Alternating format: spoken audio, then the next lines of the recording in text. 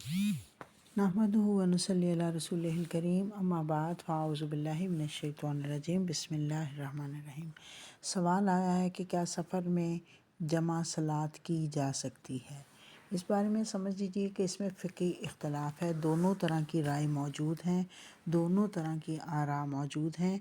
मैं बता देती हूँ कि हमारे यहाँ जो राइज है मुख्तलिफ़ उलमा कराम के अक़वाल जो हम तक पहुँचे हैं उनको मैं बयान कर देती हूँ, फिर आपकी अपनी ख्वाहिश, आपकी अपनी मर्ज़ी, आप जिस तरह चाहें, जिसको चाहें फ़ॉलो करें। पहले हम बात कर लेते हैं जमा सलात के बारे में कि बुखारी और मुस्लिम में ये हदीस मौजूद है कि हज़रत मोहम्मद सल्लल्लाहु अलैहि वसल्लम ने नमाज़ों को जमा किया बग़ैर किसी खौफ के और बग़ैर किसी सफ़र के। और एक और जगह पे आया कि आपने नमाज, एक और रवायत आती है इस बारे में कि हज़ूर सल्लल्लाहु अलैहि वसल्लम ने नमाज़ों को जमा किया बग़ैर किसी खौफ के और बग़ैर किसी मर्ज़ के। जबकि जमा सलात के लिए इसके अलावा भी अहादीस मिलती हैं कि आपने ज़ुहर को असर तक पहुंचाया और आपने मग़रिब को इशा तक पहुंचाया। गोया कि इस ज़ुहर पढ़ी और फिर असर पढ़ ली, इसी तरह से मग़रिब पढ़ी और फिर उसके बाद साथ ही असर पढ़ ली। लेकिन इसके बारे में मैं आपको ये राय बता रही हूँ, ये इमाम शाफ़ी रहमतुल्लाह अलैह की राय है और वो इसके कायल हैं कि नमाज ज़ुहर को असर के साथ भी मिलाया जा सकता है और तक़दीम भी की जा सकती है कि असर को ज़ुहर के साथ मिला लें या ज़ुहर को असर के साथ मिला लें। मतलब ये है कि ज़ुहर की नमाज का वक्त हो, अभी असर का टाइम दूर हो, लेकिन सफ़र करना है तो असर की नमाज को ज़ुहर के साथ मिला के पढ़ लें।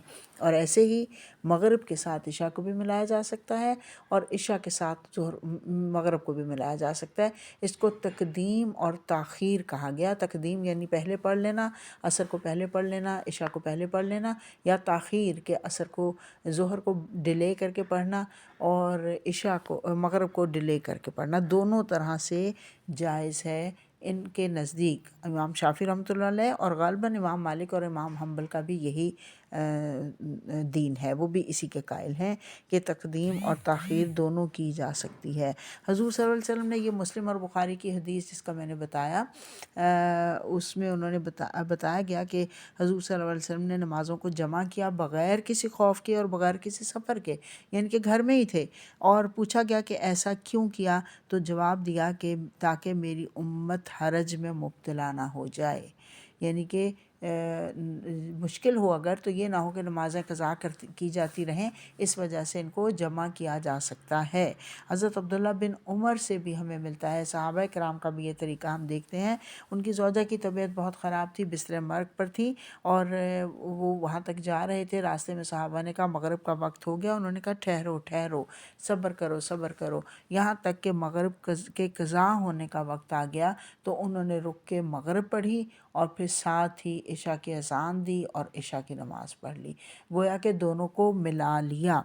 ये साथ साथ नमाज़ें पढ़ना उसमें हज के मौके पे भी हम देखते हैं कि इशा की मग़रिब की नमाज अज़ान सुनकर अरफ़ात से चला जाता है और वहाँ पहुंचकर मुज़दलिफ़ा पहुंचकर मग़रिब और इशा को मिला के पढ़ा जाता है। बाज़ उलमा किराम अरफ़ात जब पहुंचते हैं तो भी ज़ोहर को असर के साथ मिला लेते हैं।